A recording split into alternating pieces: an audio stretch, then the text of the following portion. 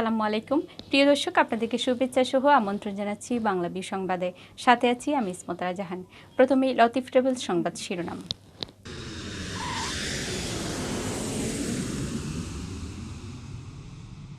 লকডাউনের মেয়াদ বাড়ল আরও 1 সপ্তাহ। দোকানপাট খোলা ও ব্যক্তিগত যানবাহন চললেও বন্ধ থাকবে গণপরিবহন।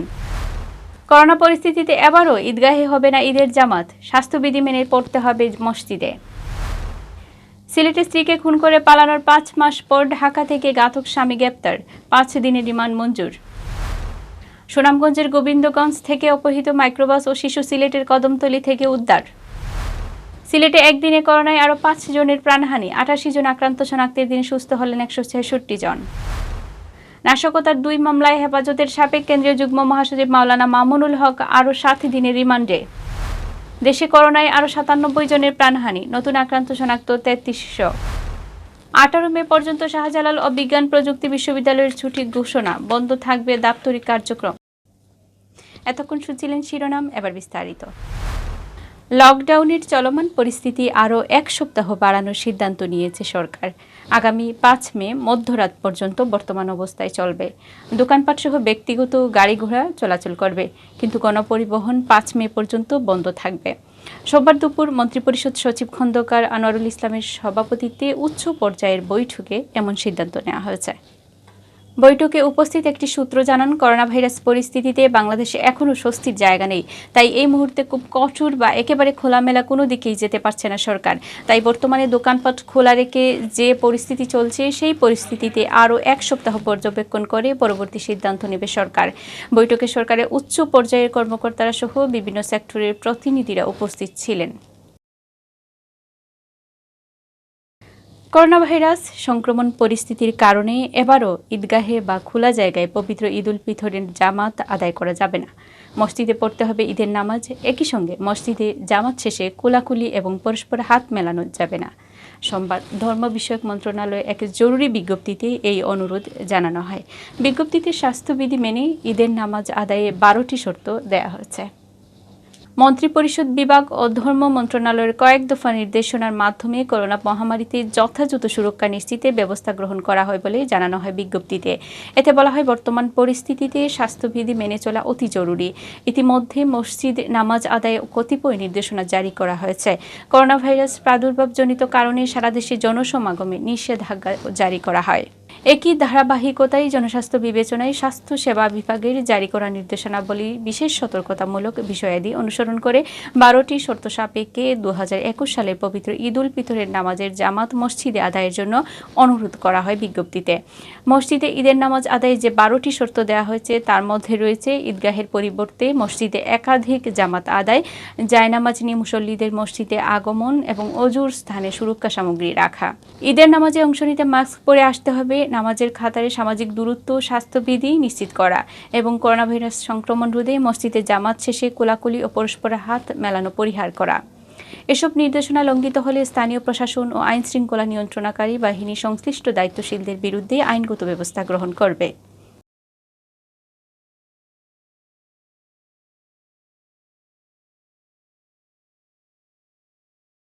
সিলেটের স্ত্রীকে হত্যা করে পালিয়েছিলেন স্বামী।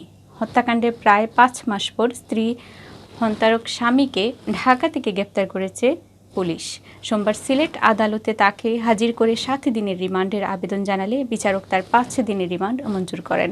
স্ত্রী হত্যারত আল মামুন বরিশাল জেলার বাবুগঞ্জ থানার চরহুগলা গ্রামের আবুল কাশেম সর্দারের ছেলে। সে সিলেট নগরীর উত্তর কাজীটুলার অন্তরঙ্গ 4-1 নম্বর বাসায় স্ত্রীকে নিয়ে ভাড়া থাকত।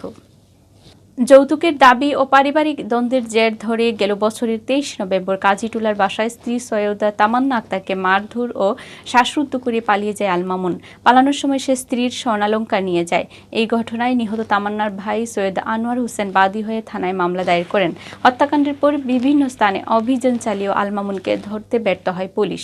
তথ্য প্রযুক্তির সহায়তায় আল মামুনের অবস্থান ঢাকার কদমতলী থানাধীন মুরাদপুরে শনাক্ত করে গত সোমবার সিলেট কোতোয়ালি থানার একদল পুলিশ অভিযান চালায়। রাত 9:30টায় অভিযানকালে আল মামুন মুরাদপুরের একটি মসজিদের ভেতরে ছিল। পুলিশের উপস্থিতি টের পেয়ে পালানোর সময় তাকে গ্রেপ্তার করা হয়। সোমবার তাকে সিলেট মেট্রোপলিটন ম্যাজিস্ট্রেট প্রথম আদালতে হাজির করে 7 দিনের রিমান্ড চান তদন্তকারী কর্মকর্তা এসআই আব্দুল মান্নান। শুনানি শেষে বিচারক সাইফুর রহমান 5 দিনের রিমান্ড মঞ্জুর করেন। 7 দিনের রিমান্ড চাইছিল, বিজ্ঞ আদালত শুনানি অন্তে 5 দিনের রিমান্ড মঞ্জুর করছেন। আমরা আশা করি রিমান্ডে প্রকৃত অবস্থা বেরিয়ে আসবে, মামলার সত্য উদ্ঘাটন হবে, কীভাবে হত্যা করছে, কারা কারা জড়িত সব বেরিয়ে আসবে। এদিকে আল মামুন গ্রেপ্তারের খবর পেয়ে আদালতে ছুটে আসেন তামান্না আক্তারের মা। এ সময় তিনি তার মেয়ের খুনির ফাঁসির দাবি জানান। আপনারা সবাই সহযোগিতা করতে ফার্স্ট লাস্ট পর্যন্ত আপনারা থাকতে আগেও আসলেও কোনো থাকতা লগে তার ফাঁসি হইতো কোতালি তেনারা ইউসারে মান্না নাই তাই খুব কষ্ট করছেন। আমি তার কিছু সারা জীবনের ঋণী, কৃতজ্ঞতা প্রশাসনের কাছে আমি ঋণী, আমি কৃতজ্ঞতা তার কাছে। আমার বাচ্চার মেইন আসামি যে ধরতে পারছেন প্রশাসনের পরিশ্রমের কারণে ধরা পড়ছে। সুনামগঞ্জ জেলার গোবিন্দগঞ্জ বাজার থেকে শিশুসহ ছিনতাই হওয়া মাইক্রোবাস গাড়ি ও অপহৃত শিশুকে উদ্ধার করা হয়েছে। সোমবার বিকেলে পৃথক অভিযান চালিয়ে সিলেটের দক্ষিণ সুরমা থেকে মাইক্রোবাস ও শিশুটিকে উদ্ধার করা হয়। সুনামগঞ্জের গোবিন্দগঞ্জে গাড়িতে হালিমা নামের 5 বছরের এক শিশুকে রেখে ব্যাংকে টাকা জমা দিতে যান মাইক্রোবাস চালক। ফিরে এসে মাইক্রোবাস ও শিশুটিকে আর খুঁজে পাননি। শিশুটি মাইক্রোবাসের মালিকের বাথিজি ও গোবিন্দগঞ্জের শাহিদপুরের মিজানুর রহমানের মেয়ে। বিকেল 3টার দিকে সিলেটের দক্ষিণ সুরমা কদমতলী এলাকায় মাইক্রোবাস পেলে শিশুটিকে নিয়ে পালিয়ে যায় অপহরণকারীরা। স্থানীয়রা গাড়িটি উদ্ধার করে পুলিশে খবর দেন। পরে পুলিশ অভিযান চালিয়ে শিশু হালিমাকে উদ্ধার করে। এখানে ব্যাংকে গেছি আমি মাত্র 5 মিনিট কি 10 মিনিট গাড়িটা এসি সাইডা গেছি রোদের দিন বাচ্চা মাসুম বাচ্চা গাড়ির এলাকি এসি চালালে আছে গাড়ি তো স্টার্ট থাকতে হইলে স্টার্ট না ছাড়া তো এসি চালাল যায় না, যার কারণে স্টার্টে আসছিল বুঝছি আমার আর অনেক কিছু আসছিল গাড়িতে। আগের দিন 8 জনের প্রাণহানির পর এবার সিলেট বিভাগে করোনা কেড়ে নিয়েছে আরও 5 জনের প্রাণ। আর গেল 24 ঘন্টায় বিভাগের 4 জেলা মিলে আক্রান্ত শনাক্ত হয়েছেন 88 জন। আর একই সময়ে করোনা থেকে সুস্থ হয়েছেন 166 জন। সোমবার স্বাস্থ্য অধিদপ্তরের সিলেট বিভাগীয় পরিচালক ডাক্তার সুলতানা রাজি স্বাক্ষরিত এক প্রতিবেদনে এ তথ্য জানানো হয়েছে। প্রতিবেদনে উল্লেখ করা হয়ে গেল 24 ঘন্টায় সিলেটের 4টি ল্যাবে নমুনা পরীক্ষা 88 জন করোনা ভাইরাসে শনাক্ত হন। এর মধ্যে সিলেট জেলার 53 জন, সুনামগঞ্জের 2 জন, হবিগঞ্জের 5 জন, মৌলভীবাজারে 9 জন ও সিলেট ওসমানী হাসপাতালে চিকিৎসাধীন 19 জন রয়েছেন। নতুন এই 88 জন সহ সিলেট বিভাগে করোনা প্রমাণিত রোগীর সংখ্যা দাঁড়িয়েছে 20,320 জন। এর মধ্যে শুধুমাত্র সিলেট জেলায় আক্রান্ত হয়েছেন 13,002 জন। এছাড়া সুনামগঞ্জে 2,716 জন, হবিগঞ্জে 2,320 জন ও মৌলভীবাজারে 2,282 জনের করোনা শনাক্ত হয়েছে। গেল 24 ঘন্টায় সুস্থ হয়েছেন 166 জন। এর মধ্যে সিলেটের 136, সুনামগঞ্জের 19 জন ও মৌলভীবাজারের আরও 11 জন রয়েছেন। এ নিয়ে সুস্থ হওয়ার সংখ্যা দাঁড়ালো 18,609 জন। এর মধ্যে সিলেট জেলার 12,135 জন। এছাড়া এখন পর্যন্ত সুনামগঞ্জের 2,604 জন, হবিগঞ্জে 1,770 জন ও মৌলভীবাজারের 2,100 জন সুস্থ হয়েছেন। গত 24 ঘন্টায় সিলেট জেলায় হাসপাতালে ভর্তি হয়েছেন 8 জন করোনা আক্রান্ত রোগী। সব মিলিয়ে সিলেট বিভাগের বিভিন্ন হাসপাতালে চিকিৎসাধীন রয়েছেন 266 জন। এর মধ্যে সিলেট জেলায় 242 জন, সুনামগঞ্জে 4 জন, হবিগঞ্জে 13 জন, মৌলভীবাজারে 7 জন। গত 24 ঘন্টায় সিলেট বিভাগে যে 5 জন মারা গেছেন এর মধ্যে সিলেট জেলার 4 জন ও সুনামগঞ্জের 1 জন রয়েছেন। এ পর্যন্ত সিলেট বিভাগে করোনায় মৃতের সংখ্যা বেড়ে দাঁড়ালো 337 জনে। এর মধ্যে সিলেট জেলায় 265 জন, সুনামগঞ্জে 27 জন, হবিগঞ্জে 18 জন ও মৌলভীবাজারে 27 জন রয়েছেন।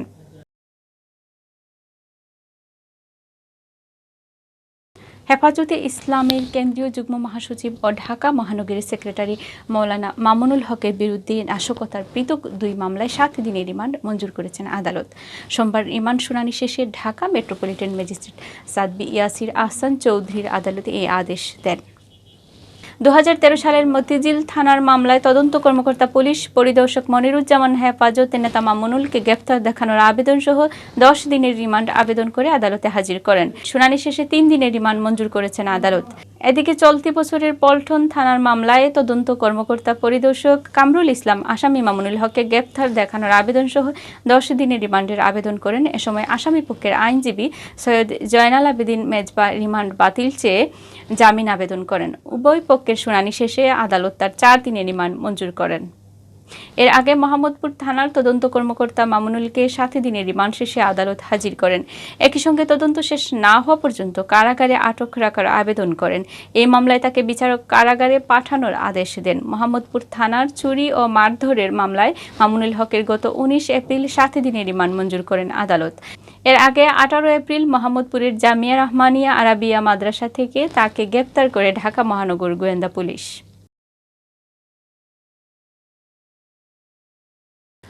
করোনা ভাইরাসে আক্রান্ত হয়ে গেল 24 ঘন্টায় সারা দেশে আরও 97 জনের মৃত্যু হয়েছে। এ নিয়ে এখন পর্যন্ত দেশে মৃতের সংখ্যা বেড়ে দাঁড়ালো 11,150 জনে। একই সময়ে করোনা ভাইরাসে আক্রান্ত হিসাবে নতুন রোগী শনাক্ত হয়েছেন আরও 3,306 জন। এ নিয়ে মোট আক্রান্ত রোগীর সংখ্যা দাঁড়ালো 7,48,628 জনে। সোমবার স্বাস্থ্য অধিদপ্তরের অতিরিক্ত মহাপরিচালক অধ্যাপক ডাক্তার নাসিমা সুলতানা স্বাক্ষরিত এক সংবাদ বিজ্ঞপ্তিতে এই তথ্য জানানো হয়। বিজ্ঞপ্তিতে বলা হয়ে গেল 24 ঘন্টায় সারা দেশে সরকারি ও বেসরকারি 350টি ল্যাবে 25,786টি নমুনা পরীক্ষা করা হয়। এ পর্যন্ত পরীক্ষা হয়েছে 53,71,287টি নমুনা। নমুনা পরীক্ষার তুলনায় শনাক্তের হার 12.82%। এতে আরও বলা হয় গত 24 ঘন্টায় করোনা মুক্ত হয়েছেন 4,241 জন, আর এ পর্যন্ত মোট সুস্থ হয়েছেন 6,61,452 জন। 24 ঘন্টায় মৃত 97 জনের মধ্যে 61 জন পুরুষ এবং 36 জন নারী। 49 জন সরকারি হাসপাতালে এবং 44 জন বেসরকারি হাসপাতালে মারা যান। বাসায় মারা যান 3 জন, একজনকে মৃত অবস্থায় হাসপাতালে নেওয়া হয়। গত 24 ঘন্টায় করোনায় মৃতদের মধ্যে 10 1 জন, 20 2 জন, 30 4 জন, 40 10 জন, 50 21 জন এবং 60 59 জন। গত বছরের 8 মার্চ দেশে প্রথম 3 জনের দেহে করোনা ভাইরাস শনাক্ত হয়। এর মধ্যে 10 দিন পর 18 মার্চ দেশে এ ভাইরাস আক্রান্ত প্রথম 1 জনের মৃত্যু হয়।